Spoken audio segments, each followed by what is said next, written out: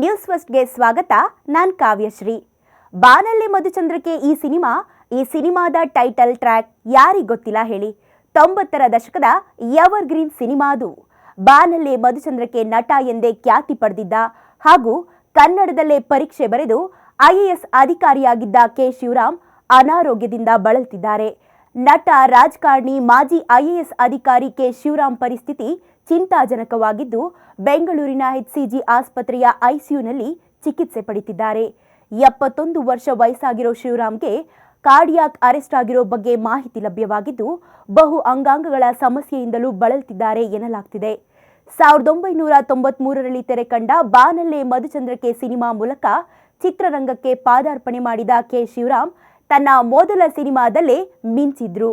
ಭರವಸೆಯ ನಾಯಕ ಅನಿಸಿಕೊಂಡಿದ್ದ ನಟ ಬಳಿಕ ವಸಂತ ಕಾವ್ಯ, ಸಾಂಗ್ಲಿಯಾನಾತ್ರಿ, ಪ್ರತಿಭಟನೆ, ಖಳನಾಯಕ, ನಾಗ, ಯಾರಿಗೆ ಬೇಡ ದುಡ್ಡು, ಗೇಮ್ ಫಾರ್ ಲವ್, ಓ ಪ್ರೇಮ ದೇವತೆ ಸಿನಿಮಾದಲ್ಲಿ ನಟಿಸಿದ್ರು.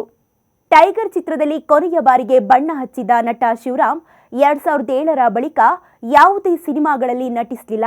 ಶಿವರಾಮ್ ನಟನಾಗೋಕ್ಕೂ ಮೊದಲು IAS ಅಧಿಕಾರಿಯಾಗಿದ್ರು. ಕನ್ನಡದಲ್ಲೇ ಪರೀಕ್ಷೆ ಬರೆದು IAS ಪಾಸ್ ಮಾಡಿದ ಕೀರ್ತಿ ಅವರಿಗಿತ್ತು. ವಿಜಯಪುರ, ಬೆಂಗಳೂರು, ಮೈಸೂರು, ಕೊಪ್ಪಳ, ದಾವಣಗೆರೆ ಸೇರಿದಂತೆ ವಿವಿಧ ಜಿಲ್ಲೆಗಳಲ್ಲಿ ಸೇವೆ ಸಲ್ಲಿಸಿದ್ರು.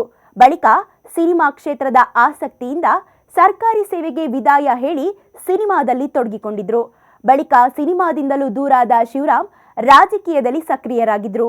2013ರಲ್ಲಿ JDSಗೆ ಸೇರ್ಪಡೆ ಆಗಿದ್ರು. ಬಳಿಕ ಕಾಂಗ್ರೆಸ್ ಪಕ್ಷ ಸೇರ್ಪಡೆಗೊಂಡಿದ್ರು. ತದನಂತರ 2016ರಲ್ಲಿ ಬಿಜೆಪಿ ಸೇರಿದ್ರು. ಮುಂಬರುವ ಲೋಕಸಭಾ ಚುನಾವಣೆಯಲ್ಲಿ ಸ್ಪರ್ಧಿಸೋಕು ಶಿವರಾಮ್ ಈಗಲಿಂದಲೇ ತಯಾರಿ ಕೂಡ ನಡೆಸುತ್ತಿದ್ರು ಎನ್ನಲಾಗ್ತಿದೆ.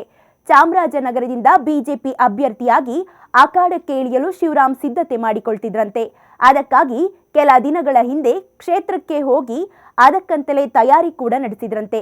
ಅಲ್ಲಿಂದ ಬಂದ ಬಳಿಕ ಶಿವರಾಮ್ ಆರೋಗ್ಯದಲ್ಲಿ ಏರುಪೇರಾಗಿದೆ ಎಂದು ಹೇಳಲಾಗ್ತಿದೆ. ಸ್ಪೆಷಲ್ ಸುದ್ದಿಗಾಗಿ ನೋಡ್ತಾ ಇರಿ ನ್ಯೂಸ್ ಫಸ್ಟ್, ನಿರ್ಭೀತಿಯಿಂದ ನಿಮ್ಮ ಪರವಾಗಿ.